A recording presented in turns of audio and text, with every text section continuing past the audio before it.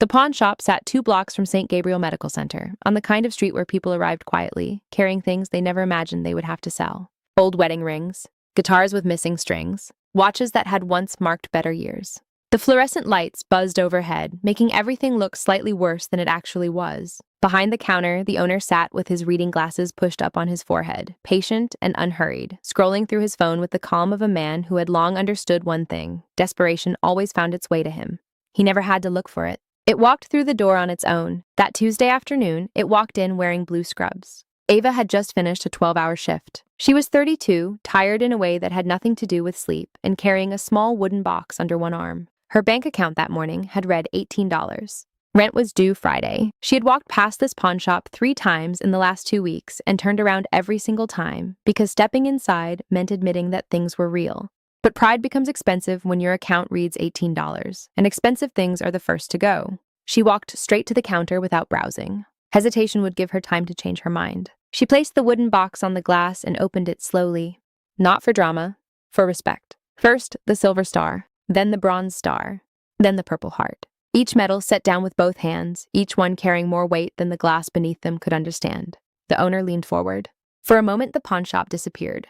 Ava could hear rotor blades, sand hitting metal, someone screaming for pressure on an artery. 9 years as a Navy SEAL combat medic. 13 classified missions, the kind of work that never made headlines and was explained to families with words like training exercise. She'd been good at it. Better than good. Calm when everyone else was loud. Then came Mission 14. Colonel Richard Marsh had ordered her team through a route Ava had already flagged as compromised. 11 operators, 1 bad road. She looked at the intelligence twice and refused. She pulled her team back. 40 minutes later, the exact route Marsh had ordered was hit in an ambush that would have killed every one of them. 11 people went home because she said no. Marsh made sure she paid for it. Within 72 hours, her discharge paperwork was processed. Conduct unbecoming. Failure to follow command. Bureaucratic language sharp enough to bury a career without ever sounding personal. She appealed 3 times. 3 denials. Same office, same signatures, same silence. She became a nurse because saving lives was the only part of that world she refused to lose. But rookie nurse pay and San Diego rent were not built to respect medals. The owner picked up the silver star and turned it over in thick fingers. 40 for the lot, he said. Ava blinked once. She had already checked the value from a library computer 3 weeks ago, because shame feels smaller when nobody sees your browser history. A named silver star alone was worth considerably more than $40. The silver star alone is worth more than that, she said quietly. He shrugged without looking up. To a collector, maybe? To me, it's 40. You want it or not? She stepped back from the counter and slid her hands into her scrub pocket so nobody would see them shake.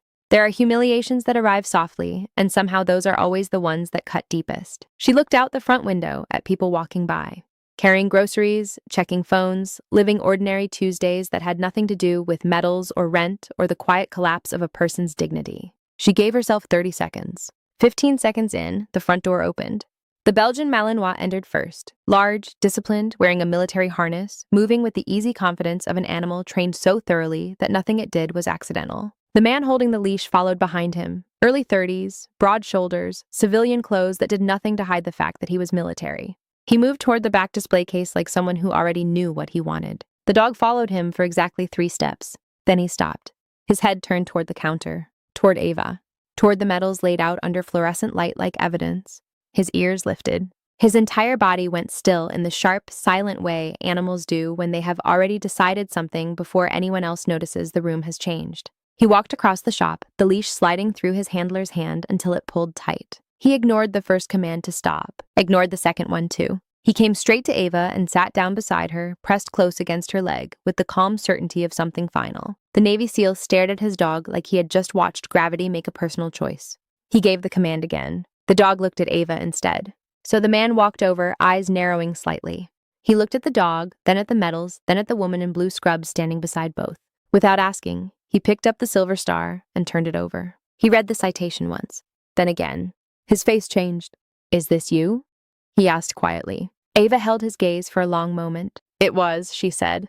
The Navy SEAL went completely still, because the operation number on the back of that silver star was one he had seen only once before, in a classified briefing attached to the story of an operator whose refusal of a direct order had saved 11 lives, and whose destruction had always been the most unjust file he had ever read. His name was Marcus Cole, and he had been looking for this file for 3 years.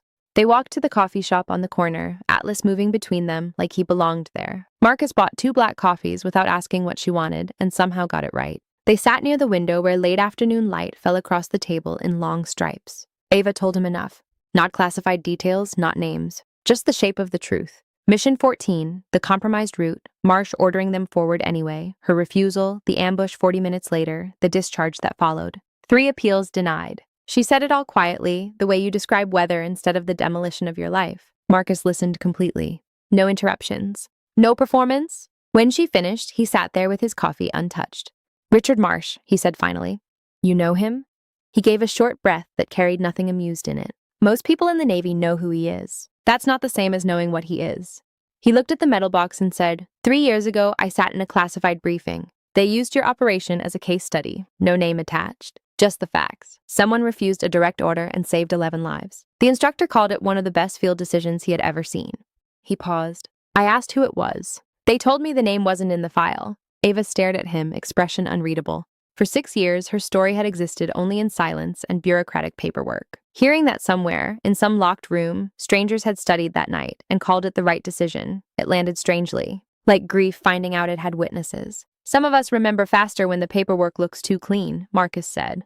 For the next 3 days, Marcus pulled every thread he could find. Not through official channels. Official channels had protected Marsh for too long. He used the sideways network instead. Phone calls that never happened. Old instructors. Legal officers. Quiet conversations in parking lots. What he found was worse than he expected. Ava wasn't the exception. She was the pattern. 5 other operators over 8 years. Same insubordination charges that didn't survive scrutiny. Same appeals office. Same signatures. Good soldiers who had refused bad orders. Good soldiers who had been right. Pushed out, pensions gone, civilian lives rebuilt on silence and unpaid rent.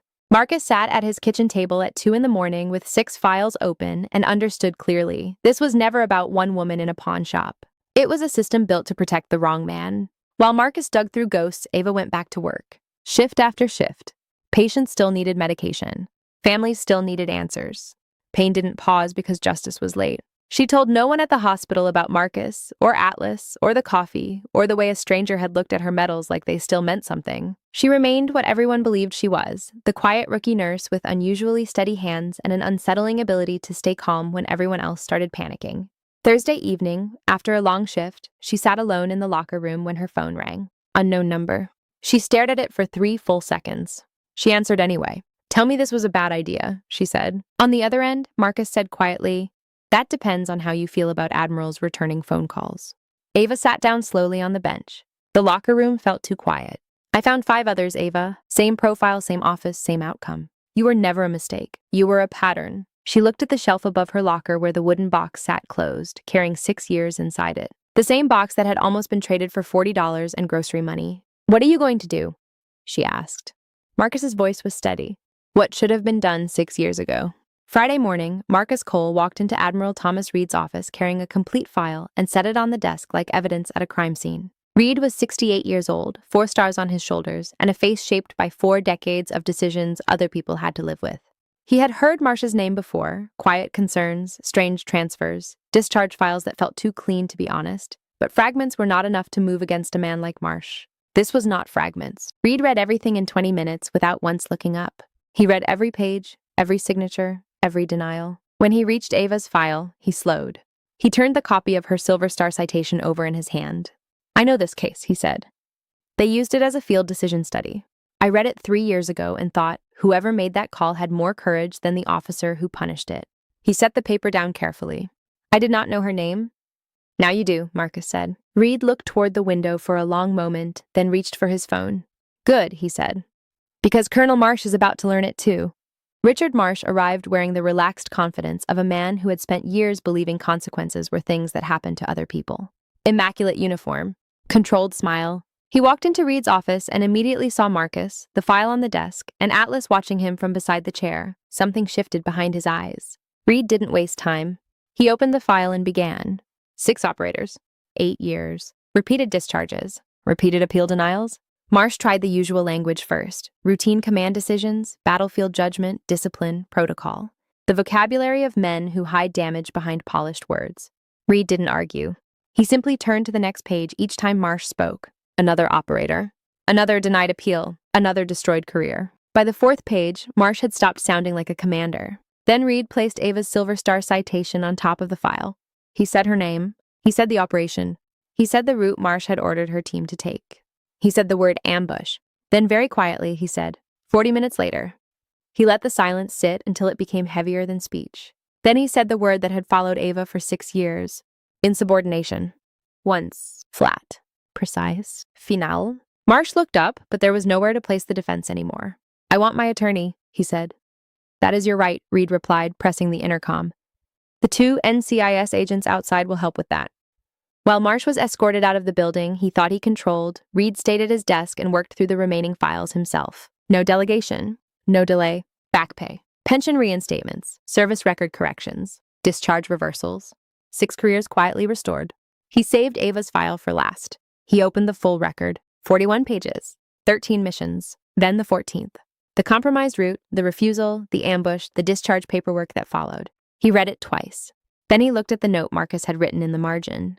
Pawn shop, Tuesday, $40 for the lot. Reed sat back slowly. A decorated combat medic with a silver star, standing in a pawn shop, trying to trade her medals for groceries.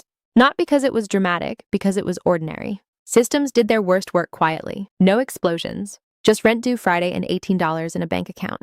He signed the final authorization and said to the empty room, "We do not get to ask people to bleed for this country and then pretend we don't know them afterward." Atlas lifted his head from the floor as if in agreement.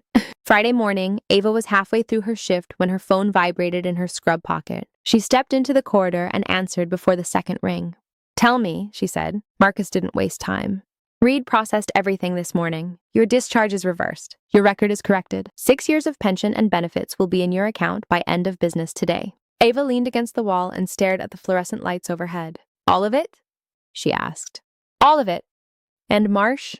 A short pause. "NCIS? The others?"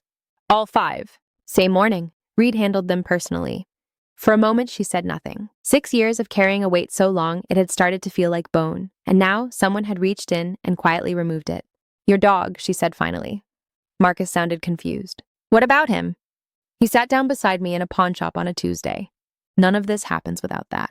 On the other end, Marcus laughed once, softly. "Atlas has good judgment." "Yes," Ava said. "He does." She ended the call and stood there for exactly 30 seconds. Then she walked back to work because healing people had always been the point. At the end of her shift, Ava was finishing her last chart when the hospital entrance doors opened and the entire floor seemed to notice at once. A man in full Navy dress uniform walked in. 4 stars on his shoulder, 2 aides behind him. Conversation slowed, pens stopped moving. Even the charge nurse looked up. He stopped at the nurse's station, scanned the room, and said in a voice that didn't need volume to carry weight, "I'm looking for a nurse named Ava." Every eye turned toward her. Admiral Thomas Reed crossed the floor with the measured pace of a man who had come a long way to say something that should have been said 6 years ago. He stopped in front of her, looked at her for a moment. Then he said, "On behalf of the United States Navy, we failed you." Nobody moved. 6 years ago, you refused an order that would have killed 11 people. You were right. You were punished for being right. That failure belongs to this institution, not to you. He told the assembled staff about the 9 years of service, the 13 classified missions, the Silver Star, the Bronze Star, the Purple Heart. He said her discharge had been reversed that morning, her record fully restored, and every year of stolen benefits returned. He did not mention Richard Marsh by name. He didn't need to. Everyone could feel the shape of that absence. He looked at her and said, "The Navy owes you a debt it cannot fully repay. What it can do is acknowledge it, correctly, and in the place where your service never actually ended. There are moments when applause would feel too small. This was one of them." The staff stood quietly, not because they had nothing to say, but because respect had entered the room and no one wanted to interrupt it. Ava's voice stayed steady. "Thank you, Admiral." Reed nodded. Once, soldier to soldier. Nothing more was needed. After he left, the floor slowly returned to motion, but people looked at Ava differently now. Not with pity, with understanding. The charge nurse who had once corrected her charting too sharply touched her shoulder gently and said nothing at all. A surgeon nearby gave a quiet nod. That meant more than any speech. Ava walked to the break room, took out the wooden box, and set it on the shelf where she could see it during every future coffee break. Not hidden, not for sale, exactly where it belonged. Saturday morning, Marcus arrived in the hospital lobby with Atlas beside him. No leash. Apparently, Atlas had decided leashes in this building were unnecessary, and Marcus had accepted that like a man who knew which arguments were unwinnable. Before Marcus could say a word, Atlas crossed the lobby and pressed himself against Ava's left side with the quiet certainty of an animal who had already made his decision days ago. She rested her hand on the back of his neck. He closed his eyes like he had been waiting for exactly that. "He did this in the pawn shop too," she said. "I know," Marcus said. "I've worked with him 11 years. He has never once ignored a command like that. So why me?" Marcus looked at the dog for a moment. "My professional military opinion? He can smell when someone is carrying something heavy." Ava almost laughed. "And what does that smell like?" "I asked him once," Marcus said. He declined to comment. For the first time in a long while, Ava felt something close to peace. Not victory, not triumph, just peace. "Thank you for the pawn shop," she said. Marcus shook his head. "Thank Atlas. I just followed the dog." "You also paid for the coffee." He nodded seriously. "Best investment I've made all year." Atlas stayed exactly where he was, leaning against her like a living decision nobody was allowed to reverse. Sunday morning, Ava stood in her kitchen staring at her banking app the way you stare at good news when experience has taught you not to trust it yet. She opened it, looked at the number, looked again. Then she set the phone down and filled the kettle because she needed ordinary movement to confirm the thing was real. 6 years of pension, 6 years of benefits, 6 years of being quietly robbed by a man protected by paperwork, returned in full on a Sunday morning in a quiet San Diego kitchen. She sat at the table and looked out at the morning, arriving the way mornings always do, indifferent to miracles. She gave herself 30 seconds to feel it, long enough to let relief arrive without apologizing for it. Then she picked up her phone and sent Marcus 3 words. It came through. His reply arrived in less than a minute. "Atlas." She laughed softly in an empty kitchen. Then she put the phone in her pocket, grabbed her jacket, and went to work. Because Bay 4 still needed medication checks. Because patients still needed her. Because the work had always been the point. That evening, before her shift ended, she stopped in the break room and looked once more at the wooden box on the shelf. The silver star, the bronze star, the purple heart, still there, still hers, not hidden in a locker, not under fluorescent lights in a pawn shop. Here, where they belonged. She had walked into that pawn shop on a Tuesday with $18 in her account and rent due Friday. A dog made a decision nobody asked him to make. And before the week was over, 6 years of the wrong thing had quietly become the right thing. The rookie nurse everyone thought they understood went back to work on Monday, the same as she always did. Because dignity is not about being seen. It is about knowing who you are, even when nobody else does.